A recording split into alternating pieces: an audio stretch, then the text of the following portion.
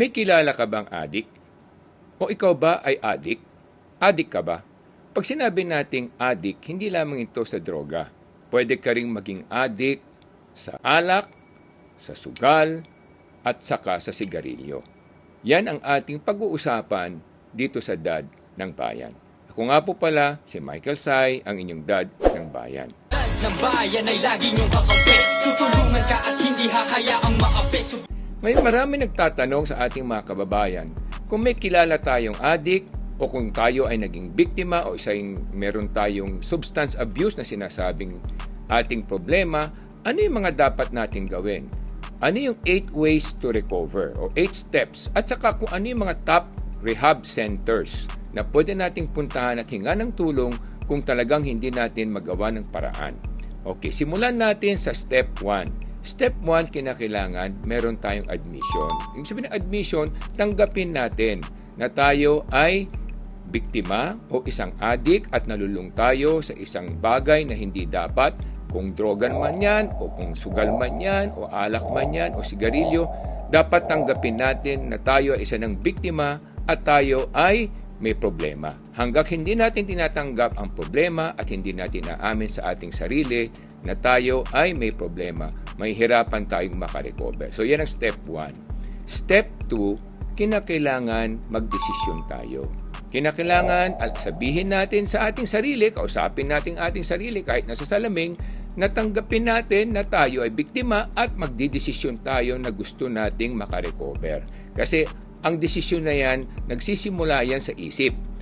Kinakailangan ilagay natin sa isipan natin na gusto natin makarecover at maninindigan tayo sa mga pamamaraan para tayo ay makarecover. Yan ang step 2. Ang step 3 naman, kinakailangan we have to build our willpower. Sabihin yung willpower mo, yung iyong commitment, yung iyong paninindigan, dapat mong patibayin at palakasin. Paano mo to gagawin?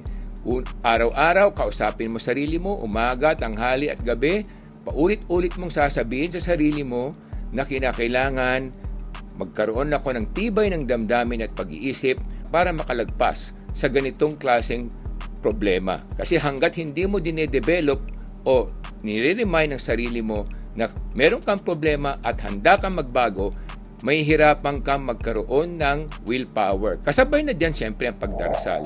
Hingi ka ng patnubay at tulong sa Panginoon para na sa ganon magabayan ka, mapagtibay ang iyong damdamin at iyong kaisipan na mapanindigan mo yung iyong desisyon at paninindigan na gusto mong makalagpas sa iyong problema. Pang-apat, gagawa ka ng programa. May programa ka, ano ibig sabihin? Sa ibang bayan, lalo sa Europa, mayroon silang programa tinatawag na gradual withdrawal. Ang ibig sabihin nun, kung ikaw man ay biktima ng droga, ang gagawin sa iyo kung araw-araw kang nagte-take o gumagamit, gagawin niya lang every other day, sa ilang linggo, pagkatapos niyan, every 3 days, and then after that, every 5 days, after that, every 7 days. Sa ibang bansa, ginagamit yan yung tinatawag nating gradual withdrawal. Ganun din sa alak. Kasi kung bibiglain mo, na ititigil mo o sigarilyo man, kadalasan, mas mahihirapan ka at meron tayong mga tinatawag na repercussion o consequences. Minsan may mga nervous breakdown na nangyayari dahil nga sa biglaang pag-withdraw mo o alpas mo sa ganyang pagkakabiktima o pagkakaabuso mo sa isang substance. So, kinakailangan meron kang programa na gradual withdrawal. Kung kaya mong gawin mag-isa, pwede. Kung hindi naman, pwede kang humingi ng tulong sa mga clinic o sa mga rehab center. Pero mas maganda, simulan mo yung programa ng gradual withdrawal para na sa ganon, mas madali kang makalagpas at makaalpas sa pagiging isang biktima. Pang-5, kinakailangan mag-develop ka ng hobby o ng iyong sports. Kasi nga, bakit ka ba nalulung sa droga? Bakit ka ba nalulung sa sugal? Ba't ka ba nalulung sa alak? Ba't ka ba nalulung sa sigarilyo? Yan ay nagsimula sa iyong kaisipan. Dahil naghahanap ka ng excitement, naghahanap ka ng paraan para makalma ang mga iyong pangamba, kaya ka naghahanap palagi ng alternatibo, kaya ka nabibiktima. Yung kalungkutan, isa rin yan sa mga depression mo, kaya ka nabibiktima ng pagiging abused or biktima ng droga, sugal, alak o sigarilyo. So ngayon, ano yung sinasabi kong i-develop mong hobby mo? Sports. maghanap ka sa iyong kapaligiran o sa iyong kagustuhan, kung ano yung ninanais mo na parang hilig mo, mag-develop ka at ilagay mo ang iyong kaisipan, itutok mo doon ang iyong kaisipan at iyong pananaw na gusto mong maging magaling sa isang bagay. For example, gusto mong matutong maging racer, o gusto mong maging martial art artist, o gusto mong maging basketball player o volleyball player o track and field runner o pianista o singer.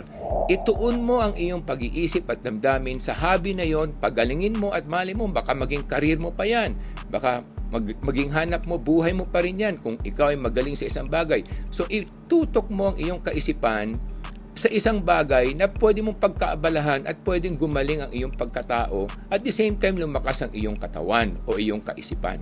So yan, develop a hobby and focus all your mind and heart to that hobby or sports na pwede mong pasukan at pag-aralan. Step 6 tayo.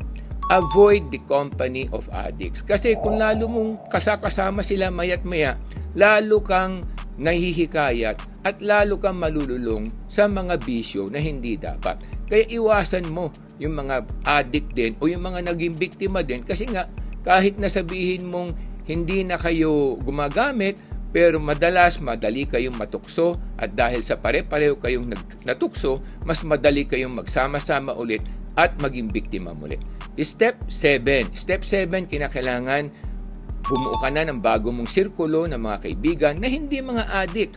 Sumama ka sa mga samahan ng simbahan, Singles for Christ, Couples for Christ, o kung ano-ano man mga organisasyon na makakatulong sa iyo para na sa ganon maiba yung mga sirkulo ng kaibigan mo at maiwasan mo na maging biktima muli para nang sa ganon makarecover ka.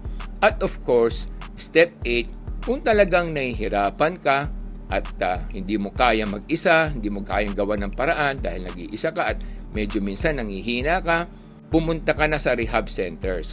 Mga rehab centers, mga top rehab centers na pwede mong puntahan, ito yon. Number 1, merong branch ng Department of Health. May sangayang Department of Health sa Bikutan, sa may Camp Papa, sa Taguig. Meron silang rehabilitation center doon for drug and alcohol abuse. Number 2, yung Bridges of Hope Drugs and Alcoholic Rehab Center. Yan, sa BF Homes Parañaque naman yan. Pribado yan, at merong konting gagastusin, pero pwede mo namang aralin kung hanggat magkano yung kakayanin ng budget mo. Pangatlo, New Bilibid Prison Drug Abuse Treatment Center sa Muntinlupa. Yan yung sa Bilibid area. Kaya lang minsan matatakot ka pumunta doon dahil baka makasama mga preso. Siguro pumunta ka sa ibang lugar na alam mong pwede mong puntahan, katulad ng Marikina Rehab Center. Yan yung pang-4 sa Marikina Heights. Yan naman pinapatakbo ng Marikina City Government. Ganon din ang Quezon City, meron din sila. Number 5, Roads and Bridges to Recovery sa may Bunga, Pasig. Yan, isa din sa mga rehab center, pribado yan, na meron din silang branch sa Cebu. So, Pasig at Cebu. Pang-6, Bulacan Drug Rehab Foundation sa Bulacan, Bulacan. Pang-7, Nanay Drug and Alcohol Rehab Center sa Pandi, Bulacan. Pang-8, Center for Christian Recovery sa San Roque, Antipolo. Pang-9, Change and Recovery or Care Treatment Center. Yan sa Tagaytay. At pang-10 is House of Hope, Lapu-Lapu, Cebu. And then of course, pang-11, North General Hospital sa May Talamban, Cebu City rin. Kaya yan yung mga pwede nyong puntahan ng mga rehab center kung talagang sa tingin ninyo hindi nyo kayang panindigan na mag-isa kung paano kayo makakaalpas at makakalagpas sa pagkalulong ninyo sa droga, sa sugal, sa alak at sigarilyo. Yan po mga kababayan ang aking may papayo sa inyo para nang sa ganon makarecover kayo at maging kapaki-pakinabang kayong mamamayan sa lipunan na makakatulong sa pag-unlad ng ating sambayanan. Marami pong salamat mga kababayan. Ito po si Michael Sai, ang inyong dad ng bayan.